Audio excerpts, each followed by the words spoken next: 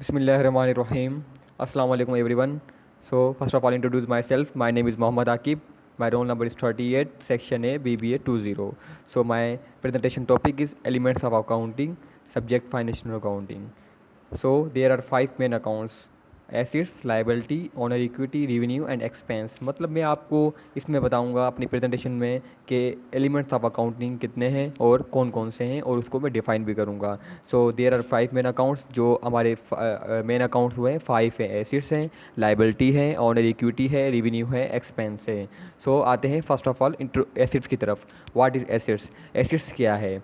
Acids are the resources is the business which have potential to generate profit. मतलब कि acids ये वो होता है जिससे ऐसी रिसोर्सेज है बिजनेस के अंदर जिसमें आपको आगे जाके प्रॉफिट मिलेगा। Assets are resources a business on.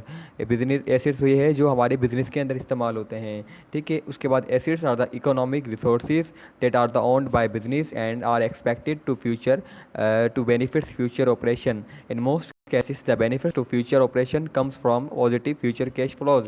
मतलब ये कहना चाह रहा है कि ऐसी से एक इकोनॉमिक रिसोर्सेज होता है जो हमारा बिजनेस के अंदर इस्तेमाल होता है, ठीक है। वो जो हमें फ्यूचर में हमें मतलब के बेनिफिट्स देगा।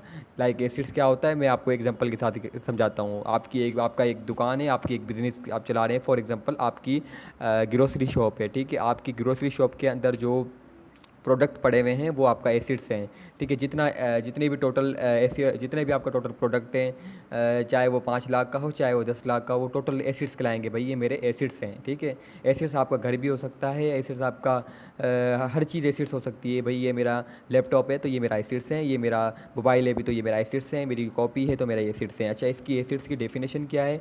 Acids is equal to liability plus owner equity. अच्छा, लाइबिलिटी क्या है मैं आपको आगे जाके समझाऊंगा, प्लस ऑनर इक्विटी क्या है ये भी मैं आपको समझाऊंगा ये आगे इस टॉपिक के बाकायदगी के साथ। लाइबिलिटी प्लस ऑनर इक्विटी, ठीक है। अब हमारे पास आ जाता है टाइप्स ऑफ एसिड्स। एसिड्स के कुछ टाइप्स भी हैं, ये भी मैं बताता चलूँ आपको। पहला है रियल एसिड्स, दूसरा है फाइनेंशियल एसिड्स। रियल एसिड्स क्या होता है? Real assets are those assets that are physical acids that have a instinct due worth due to substance and properties. Real acids are those acids which have instinct or real value। मतलब ये कहना चाह रहा है कि real acids वो acids होते हैं जिसकी कोई रियल वैल्यू होती है, जिसे आप देख सकें भाई इसकी कोई रियल वैल्यू है। फॉर एग्जांपल के तौर पर आपका एसिड्स है, मतलब आपका लैपटॉप है, आपकी लैपटॉप की शॉप है, तो वो आपका जो है ना लैपटॉप है वो आपका रियल एसिड्स है कि भाई उसकी कोई रियल वैल्यू है, ठीक है। आप उसे सेल करेंगे, उससे आपको पैसे मिलेंगे, ये आपकी रियल वैल्यू है। उसके बाद आपका आ जाता है फाइनेंशियल एसिड। फाइनेंशियल एसिड्स क्या होता है? Financial assets are financial claims, these are financial instrument और financial securities. Financial assets do not have any strict or real value if financial assets is assets then is liability of anyone else।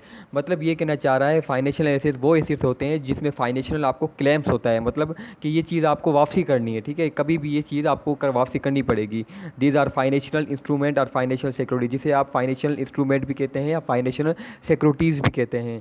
Financial assets do not have any strict और real value, इसकी कोई real value नहीं होती। भाई आपको वापसी करना है, मिसाल के तौर पर आपका बॉन्ड है, ठीक है। अब बॉन्ड गवर्नमेंट इशू करती है तो वो जो है ना बॉन्ड आप कब तक रख सकते हैं, ठीक है। जब गवर्नमेंट ने कहा कि भाई ये हम ये बंद कर रहे हैं, ये 50,000 का बॉन्ड है या 5,000 का बॉन्ड है, हम ये बंद कर रहे हैं, तो आपको वापसी देना पड़ेगा क्योंकि ये क्लेम है गवर्नमेंट का, ये आपको वापसी करना पड़ेगा। ये फॉर एग्जांपल आप कैश ले लेते हैं तो कैश भी एक फाइनेंशियल क्लेम है जो आपको वापसी करना पड़ेगा क्योंकि इसकी कोई रियल वैल्यू नहीं है, इसको रियल वैल्यू दी जाती है। जैसे आपका लैब अपना कैश है, भाई 1,000 का नोट है। पुराने ज़माने के अंदर पिछले टाइम में आपने देखा होगा कि फाइनेंशियल मतलब जो आपके कैश होते थे 1,000 का या बड़े बड़े नोट आते थे वो गवर्नमेंट ने बंद कर दिए। गवर्नमेंट ने बंद किए तो गवर्नमेंट फिर क्या हुआ कि भाई इन्होंने डेट रखी कि इस दिन हम ये इस डेट के बाद ये आपसे मतलब कि ये मतलब कैश नहीं लेंगे, भाई 1,000 का नोट वापसी नहीं लेंगे हम आपसे, तो इस तारीख तक आप जमा करा दें। तो आपको वापसी देना पड़ा ना, तो ये है आपका फाइनेंशियल क्लेम कि आपको वापसी करना पड़ता है, ठीक है। फाइनेंशियल क्लेम, फाइनेंशियल एसिड ये एसिड्स होते हैं जिसकी कोई खुद की रियल वैल्यू नहीं होती। अब आते हैं हमारे पास कैटेगरीज ऑफ एसिड्स। अब ऐसे एसिड्स की दो कैटेगरीज है, करंट एसिड्स और नॉन करंट एसिड्स। आए पढ़ते हैं कि करंट एसिड्स क्या हैं और नॉन करंट एसिड्स क्या हैं। आए assets that are expected to provide economic benefits in short term with in 1 year from balance sheet date. मतलब करंट एसिड्स ऐसे एसिड्स होते हैं जो आपको मतलब प्रोवाइड करे economic benefits in short term में, मतलब कि कुछ वक्त में, मतलब कि एक साल से पहले पहले आपको मतलब कि फ्यूचर इकोनॉमिक बेनिफिट्स प्रोवाइड करे एक साल से पहले, वो करंट एसिड्स कहलाते हैं। आए थोड़ा और डिफाइन करते हैं। Cash and other assets that are expected to be convert with in cash with in a year, assets that are expected to provide economic benefit in short term. देखें current assets वो assets होते हैं जो आपको एक साल के अंदर अंदर आपको कैश में चेंज हो जाए, जो आपको बेनिफिट्स प्रोवाइड करे, कन्वर्ट हो जाए आपकी कैश के अंदर। फॉर एग्जांपल के तौर पर आपकी शॉप है, उसके अंदर एक प्रोडक्ट आप सेल करें, वो प्रोडक्ट साल से पहले पहले वो कैश में तब्दील हो जाता है। उसे सेल करने के बाद वो फॉर एग्जांपल वो 5,000 का प्रोडक्ट है फॉर एग्जांपल के तौर पर, वो साल से पहले पहले वो पैसे आपको कैश में तब्दील हो जाते हैं, वो करंट एसेट्स कहलाते हैं। लाइक आपकी कोई दुकान है, ठीक है, उसमें एक प्रोडक्ट है, वो आपका साल से पहले पहले आप सेल कर देते हैं और उसके बदले आपको पैसे मिल जाते हैं 5,000 रुपये, तो ये आपका करंट एसेट्स कहलाता है। अच्छा, उसके बाद आ जाता है नॉन करंट एसेट्स। क्या होते हैं non current assets? Assets that have a long useful life and are expected to provide future economic benefits for the entity over a period of several year. मतलब ये वो एसेट्स होते हैं जो long useful life के लिए आप इस्तेमाल करते हैं, भाई ये आपको फ्यूचर में जाके प्रोवाइड करे कोई फ्यूचर इकोनॉमिक बेनिफिट्स। और ज़्यादातर ये फ्यूचर में प्रोवाइड नहीं करता है बेनिफिट्स, और कर भी सकते हैं। लाइक जैसे आपका नाम क्या है, ज़मीन है फॉर एग्जांपल के तौर पर, इस्टेट है, रियल इस्टेट है, ठीक है, प्रॉपर्टी है, ठीक है। आप प्रॉपर्टी, जैसे आप अपनी दुकान खोल रहे हैं, उसमें आपने एक प्रॉपर्टी परचेज़ की, वो प्रॉपर्टी आपने किस लिए खरीदी भाई? आपने इसलिए खरीदी कि मैं इसको फ्यूचर मतलब कि मैं आपने इसलिए खरीदी, ये है तो आपका एसेट्स। मगर आपको फ्यूचर में क्या पता आपको कभी बेचना पड़ जाए, तो आपको लॉन्ग टर्म के बाद आपको कोई प्रोवाइड कर सकता है बेनिफिट्स, ठीक है। उसके बाद और डिफाइन करता हूँ इसको, नॉन करंट एसेट्स को, are the companies long term investment that are easily converted to cash or not expected to become cash with in accounting year. मतलब कुछ साल से पहले पहले ये आपका कैश में तब्दील नहीं होता। अब एग्जांपल है इसकी नॉन करंट एसेट्स की, investment, intellectual property, real estate और इक्विपमेंट। अब जैसे रियल इस्टेट प्रॉपर्टी की बात की है और इक्विपमेंट की प्रॉपर्टी बात की है, आपने कोई बिजनेस स्टार्ट किया है, उसमें आपने कोई इक्विपमेंट परचेज़ किया है, जैसे भाई जैसे अपना फर्नीचर है, आपने फर्नीचर लगवाया, तो फर्नीचर आपको इसको सेल तो नहीं करेंगे साल के अंदर, आपको पता है कि इसको मैं अभी तो सेल नहीं कर सकता, जब कोई मसला होगा कुछ वक्त के बाद, 5 साल के बाद, 10 साल के बाद ख़राब हो गई, या मुझे दुकान, मेरा बिजनेस बंद हो गया, तो मैं उसके बाद अपने ये प्रोडक्ट जो मेरा फर्नीचर है इसको मैं सेल करूँगा, तो उसके बाद आपको कोई प्रोवाइड कर सकता है मतलब के बेनिफिट्स। या आपका जो आपका प्रॉपर्टी है, जो प्रॉपर्टी आपने परचेज़ की है, वो साल के बाद आप बेचेंगे तो आपको प्रोवाइड कर सकता है बेनिफिट्स। मतलब कि ये साल से पहले भी नहीं करता, कुछ वक्त के बाद करता है, साल के बाद, बहुत टाइम के बाद, सेवरल ईयर के बाद, ठीक है। ये नॉन करंट एसेट्स हैं। उसके बाद हमारे पास आ जाता है लाइबिलिटी। क्या है लाइबिलिटी को अच्छी तरह डिफाइन करता हूँ मैं, ठीक है। Liability, what is liability? Liability is an amount that are entity owes to another party. Liability ऐसी अमाउंट होती है जो आप किसी को देते हैं, उसके ऊपर उसके पास अनदर पार्टी के पास जाती है, क्योंकि इंटिटी है जो किसी और पार्टी के ऊपर होती है। Liability are claims against that is existing डेप्ट एंड ऑब्लिगेशन। लाइबिलिटी एक क्लेम होता है एसेट्स का, जो डेप्ट होता है जिसको देना होता है, ठीक है।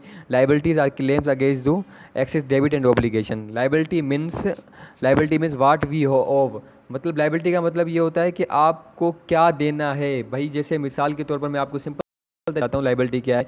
भाई मैंने अपने एक कज़न से 5,000 रुपये उधार लिए और मुझे वो देने हैं, ठीक है। मैंने अपने बिज़नेस स्टार्ट किया है, मेरा बिज़नेस टोटल 10,000 का है, 10,000 में मैं स्टार्ट कर रहा हूँ, 5,000 मैं अपने कज़न से ले रहा हूँ, तो मेरा 5,000 क्या है, वो लाइबिलिटी है जो मुझे उसको वापसी करनी है, ठीक है। ये लाइबिलिटी कहलाती है। इसकी डेफिनेशन एक और पढ़ लेते हैं।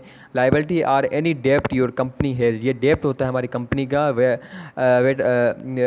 वेदर इट्स बैंक लोन्स, जैसे बैंक से आप लोन लेते हैं, मोर्टेजेज हैं, अनपेड बिल्स हैं, जैसे बिल्स आते हैं जो आपको पेड करने हैं, IOUs are any other sum of the money we have to someone else, जो आपको देने हैं, ठीक है। If you have promise to pay someone some money in the future and have paid to liability. मतलब जो आपको देना है, इसमें ये इतना ही खास यही बातें कर रहा है, ठीक है। और उसके बाद इसकी डेफिनेशन समझें तो liability is equal to assets minus owner equity. मैंने आपको पहले एसेट्स की डेफिनेशन बताई थी, asset is equal to liability plus owner equity. कि आपको फिर मैंने एसेट्स को डिफाइन नहीं किया था, मैंने अभी एसेट्स को मैंने लाइबिलिटी को डिफाइन नहीं किया था, मैंने अभी लाइबिलिटी को भी डिफाइन कर दिया कि लाइबिलिटी क्या है। अच्छा, लाइबिलिटी की definition liability is equal to assets. Assets क्या है? जो आपका टोटल जो भी एसेट्स हैं बिजनेस के अंदर, भाई 5 लाख के आपके एसेट्स हैं, और ऑनर इक्विटी को मैं आगे जाके डिफाइन करूँगा, ठीक है। ये इसकी डेफिनेशन है, आप इसको समझ लेना, ठीक है। उसके बाद हमारे पास कुछ कुछ हमारे पास लाइबिलिटी के कैटेगरीज हैं, आए लाइबिलिटी के कैटेगरीज पढ़ते हैं।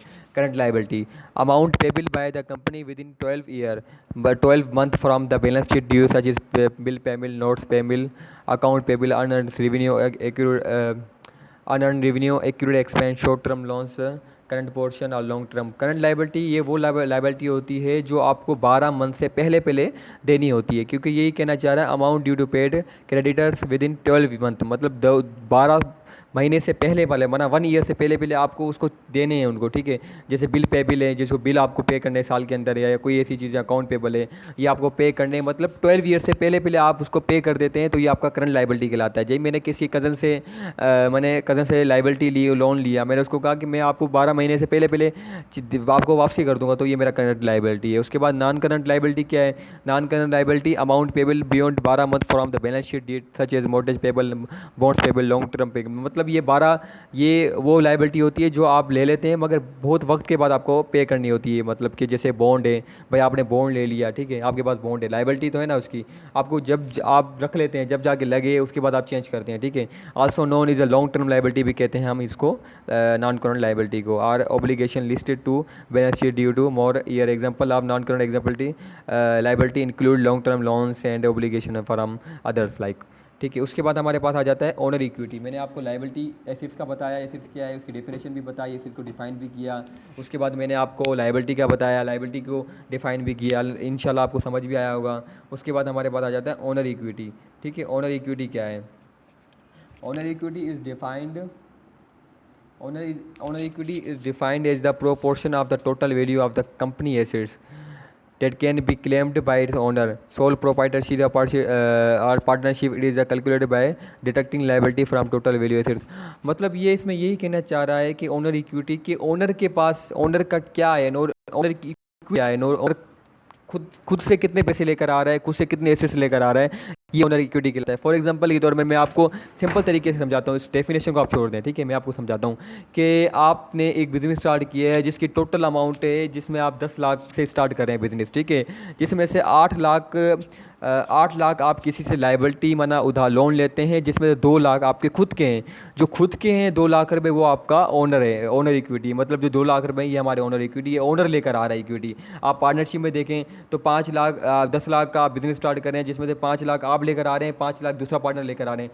जो आप लेकर आ रहे हैं 5 लाख, वो ओनर इक्विटी है। जो 5 लाख वो लेकर आ रहा है तो वो भी ओनर इक्विटी है, क्योंकि वो भी ओनर कहलाएगा पार्टनरशिप में देखेंगे तो। और सोल प्रोप्राइटरशिप में देखें तो 2 लाख जो आपका था वो आपका ओनर इक्विटी है। जो 8 लाख है आप किसी से लेकर आ रहे हैं वो तो आपकी लाइबिलिटी है। तो यही कहना चाह रहे हैं इसमें, owner equity is the residual interest in the business that belongs to its owner, जो ओनर से बिलोंग्स रखता है, ओनर से आफ्टर द लाइबिलिटी, लाइबिलिटी के बाद जो पैसे बचते हैं बिन डिडक्ट करते हैं हम एसिड से। वरना आप लाइबिलिटी के बाद जो डिडक्ट करेंगे ना एसिड से, तो वो आपका ओनर इक्विटी कहलाएगा। Equity is sometimes refer to as net asset, जिसको आप कभी कभार इसको नेट एसिड्स भी कहते हैं। ये याद कर लेना कि इसको हम कभी कभार नेट एसिड्स भी कहते हैं बिजनेस के अंदर। नेट एसिड्स के मतलब क्या है? Total acids minus total liability. जितने भी आपके एसिड्स हैं, 5 लाख का एसिड्स हैं जिसमें से, सॉरी 10 लाख का एसिड्स है जिसमें से 8 लाख की लाइबिलिटी आपकी, 8 लाख में से 2 लाख माइनस कर देंगे, सॉरी 8 लाख में से 10 लाख में से टोटल ऐसे 10 लाख के, जिसमें 8 लाख माइनस करेंगे 2 लाख बचेंगे, तो 2 लाख आपका भाई ओनर इक्विटी है। 2 लाख भाई ओनर लेकर आ रहा है। सर मैं जैसे मैं लेकर आ रहा हूँ तो मैं ओनर हूँ, मेरे 2 लाख के, ठीक है। उसके बाद कहता है equity is, sorry the ownership claims on the total assets is owner equity, it is equal to the total assets minus total liability. इसकी यही डेफिनेशन है कि आप क्या करें, एसेट्स में से लाइबिलिटी माइनस करें। मैं आपको सिंपल तरीके से समझाता हूँ। देखें, एसिड्स है आपका 10 लाख के एसिड्स हैं, आपने बिजनेस स्टार्ट किया जिसमें 10 लाख का एसिड्स हैं, जिसमें तो लाइबिलिटी आपकी 8 लाख की है। 8 लाख में 10 लाख में से 8 लाख माइनस कर देंगे, 2 लाख बचेगा, तो वो ओनर इक्विटी है भाई, ओनर लेकर आ रहा है ये, ठीक है। ये हमारा ओनर इक्विटी है, ठीक है। उसके बाद हमारे पास आ जाते हैं रेवेन्यू की तरफ। What is revenue? ये रेवेन्यू को थोड़ा सा आपको समझाते हैं हम। The term revenue means income earn in the course of the normal business operation. Revenue का मतलब ये होता है इनकम, जो आप एक नॉर्मल बिजनेस ऑपरेशन के अंदर जो अर्न करते हैं उसे आप रेवेन्यू कहते हैं, ठीक है। Revenue is the income generated from normal business operation, include includes discount and deduction for the returns merchandiser in the top line gross income figures from your subtract determined net income। Revenue का मतलब ये होता है कि भाई आपने एक दिन के अंदर टोटल इनकम आपकी कितनी हुई है, जिसमें से आप डिडक्ट कर देते हैं डिस्काउंट, आप डिस्काउंट डिडक्ट कर देते हैं, उसके बाद जो बचता है वो रेवेन्यू कहलाता है। भाई एक दिन में मैंने जो है 5,000 यूनिट सेल किए हैं, जिसकी टोटल अमाउंट थी, एक यूनिट की अमाउंट थी 5 रुपये, तो आप 5 को 5,000 से मल्टीप्लाई करेंगे, टोटल जो बनेगा आपका रेवेन्यू कहलाएगा। भाई इतनी की मैंने आज मेरा इतना रेवेन्यू हुआ है, ठीक है, माना इनकम आपकी, ठीक। उसके बाद the term revenue means income earn. उसके बाद कहता है the earning revenue causes owner equity to increase when a business render service or sells merchandiser its customer it usually receive to cash. इसमें मतलब यूजली रिसीव करता है cash require to amount receivable, जो receive करता है customer से, जितने भी कस्टमर से रिसीव करते हैं पैसे, वो हमारा रेवेन्यू कहलाता है। The revenue is the gross increase in owners growth increase in owners equity resulting from operation of business. Sales revenue कहते हैं आप, कमीशन रेवेन्यू, इंटरेस्ट रेवेन्यू। भाई आज के दिन मैंने सेल्स, मेरा रेवेन्यू इतना हुआ है। भाई आपने कितने की सेल्स की है? भाई आज मेरा सेल्स हुई है 5 लाख की, तो माना 5 लाख मेरा जो है सेल्स रेवेन्यू है, ठीक है। सेल्स रेवेन्यू कमीशन, ये इसकी एग्जांपल है। उसके बाद हमारे पास आ जाते हैं एक्सपेंस। एक्सपेंस क्या है? एक्सपेंस का मतलब सिंपल तरीके से आपको समझना है कि खर्चा, आपका खर्चा कितना है। खर्चा मतलब ये है कि आप कितना खर्चा कर रहे हैं अपने बिजनेस के अंदर, जो आपके बिजनेस के अंदर जो खर्चा लग रहा है, चाहे वो किसी के लिए लग रहा हो, तो वो आपका खर्चा कहलाते हैं। आए डिफाइन करते हैं। An expense in accounting is the money spent or cost incurred by a business in their efforts to generate revenue essentially account. मतलब एक एक्सपेंस एक अकाउंटिंग है, जिस मनी स्पेंड आप ऐसे लगाते हैं किसी के ऊपर, ठीक है, आर कोस्ट इनकर, भाई आपकी कोस्ट लग रही है, भाई बिजनेस के अंदर जो लग रही है वो आपका एक्सपेंस है। Expense are the cost of the goods and service use to process earning revenue. मतलब एक्सपेंस क्या है? एक्सपेंस ऐसी कॉस्ट होती है जो गुड्स और सर्विस में इस्तेमाल होती है। भाई आपने गुड्स और सर्विस के लिए इस्तेमाल करें, जो आपका अर्निंग रेवेन्यू में प्रोसेस है, जो अर्निंग रेवेन्यू में, वो आपका एक्सपेंस कहलाता है। An expense account is right to reimbursement of money spend employees for related purpose. मतलब जैसे आपके पास दुकान में या आपके बिजनेस के अंदर एम्प्लॉयज़ काम कर रहे हैं, एम्प्लॉयज़ को आप एक दिन में, आपकी एम्प्लॉयज़ फॉर एग्जांपल छोटी सी या मर्चेंडाइजर शॉप है, एक दिन में 2 एम्प्लॉयज़ काम कर रहे हैं, उसकी एक दिन की कॉस्ट है 1,000 रुपये, और दोनों को आप दे रहे हैं 2,000 रुपये। जो 2,000 रुपये वो आपका एक्सपेंस कहलाता है। भाई मैंने बिजनेस के लिए अपना खर्चा किया, वो हमारा 2,000 एक्सपेंस कहलाता है, उसे हम एक्सपेंस कहते हैं। भाई ये हमारा खर्चा है। आपके अंदर, अब आपके बिजनेस के अंदर भाई कुछ खाने की चीज़ें आ रही है, आप जो दोपहर को खाना खा रहे हैं, अपने लेबर्स को खिला रहे हैं, वो भी मेरा एक्सपेंस है, वो भी मेरा खर्चा है। मैं कहीं घर पे दे रहा हूँ, वो भी मेरा एक्सपेंस है, मतलब मैंने अपने पैसे घर पर भेजे, ये भी मेरा खर्चा है, ये एक्सपेंस कहलाता है। Expense are often called cost of doing business, that is cost of various activity necessary to very business. Expense arising in the ordinary course of activities including of the cost of sales. भाई ये expense ordinary course of activities include करता है cost of sales, selling, administrative expense such as salaries हैं, जैसे salaries दे रहे हैं आप अपने एम्प्लॉयज़ को। वेजेस एक्सपेंस, भाई वेजेस के ऊपर जितनी एक्सपेंस लग रही है, भाई आपने जो है प्रोडक्ट परचेज़ किया किसी परचेज़र से, परचेज़ किया आपने किसी दुकानदार से या किसी शॉपकीपर से, वहाँ से जहाँ से परचेज़ कर रहे हैं, फिर वो आपकी बिज़नेस तक आ रहा है, आपकी शॉप तक आ रहा है, और उसके ऊपर जो कितना खर्चा लग रहा है, भाई मैंने उसमें एक्सपेंस पे, भाई मैंने जो ट्रांसपोर्ट का एक्सपेंस देना पड़ा मुझे, उसके बाद मुझे किसी और का एक्सपेंस देना पड़ा, ये सब चीज़ें जो है ये एक्सपेंस कहलाती है। एडवर्टाइज एक्सपेंस, आपने नया बिज़नेस स्टार्ट किया, उसके अंदर आपने उसको एडवर्टाइज़ किया अपने बिज़नेस को। भाई मैंने फ़ोटोग्राफिंग, मैंने उसमें मतलब कि पेनाफ्लेक्स बनवाए, मैंने लैपटॉप अपने मोबाइल, मैंने न्यूज़ में भी मतलब कि न्यूज़ में दिया कि भाई मेरी एडिट वो मतलब कि मेरी मशहूरी हो जाए, ठीक है, ये भी एडवर्टाइज एक्सपेंस है। भाई मैंने इतने पैसे दिए, मेरी एक्सपेंस लग रहा है। यूटिलिटी एक्सपेंस, बिजली के बिल्स हैं या घर के बिल्स हैं, ये सब चीज़ें शॉप के अंदर आप बिजली के बिल पे कर रहे हैं, यूटिलिटी एक्सपेंस है। डेप्रीसिएशन एक्सपेंस, इंटरेस्ट दे रहे हैं, वो भी एक्सपेंस है। टैक्सेस भी एक्सपेंस कहलाते हैं। ये सब चीज़ें आपका एक्सपेंस है जो बिज़नेस के अंदर इस्तेमाल हो। बस ये थे, मैंने आपको 5 चीज़ें बताई जो मतलब कि अकाउंटिंग इक्वेशन थी, जिसकी 5 मेन अकाउंट्स है। एसेट्स का बताया मैंने, लायबिलिटी का बताया, ऑनर इक्विटी का बताया, रेवेन्यू को बताया, एक्सपेंस का बताया। एसेट्स का बताया कि एसेट्स की डेफिनेशन बताई मैंने आपको, एसेट्स का डेफिनेशन बताया, एसेट्स को समझाया और उसका फार्मूला बताया मैंने। लायबिलिटी, एसेट्स का फार्मूला मैंने क्या बताया था, लायबिलिटी प्लस ऑनर इक्विटी। भाई एसेट्स को मालूम करना है तो आप एसेट्स लाइबिलिटी जितनी भी है उसमें से ओनर इक्विटी को प्लस कर दें भैया, टोटल एसिड्स। भाई लाइबिलिटी मेरी 8 लाख की है, ओनर इक्विटी 2 लाख की है, तो एसिड टोटल मेरे 10 लाख के, मेरे बिजनेस मेरे 10 लाख के मतलब शॉप में एसिड्स हैं। उसके बाद मैंने आपको लाइबिलिटी क्या बताया, लाइबिलिटी का फार्मूला क्या बताया, acids minus owner equity. Acids मेरे जो है 2 लाख के हैं, और ओनर सॉरी एसिड्स मेरे 10 लाख के हैं, जिसमें ऑनर इक्विटी मेरी फॉर एग्जांपल 10 लाख का टोटल एसिड्स है, ऐसे 10 लाख के हैं, ऑनर इक्विटी 2 लाख की है, तो टोटल इनमें से माइनस किया, एसिड्स 10 लाख में थे, 2 लाख माइनस किए, तो 8 लाख मेरी लाइबिलिटी है जो मुझे देनी है, क्लेम है मेरे ऊपर। उसके बाद मैंने ऑनर इक्विटी का फार्मूला बताया, acids minus liability. Total acids हमारे 10 लाख के हैं, लाइबिलिटी 8 लाख की है, तो टोटल इक्विटी कितनी हुई, ऑनर इक्विटी कितनी हुई, 2 लाख की। रेवेन्यू का बताया, एक्सपेंस का बताया, ये चीज़ें हैं। ठीक है, इंशाल्लाह आई होप आपको समझ आया होगा। थैंक यू, जज़ाकल्लाह वेरी मच।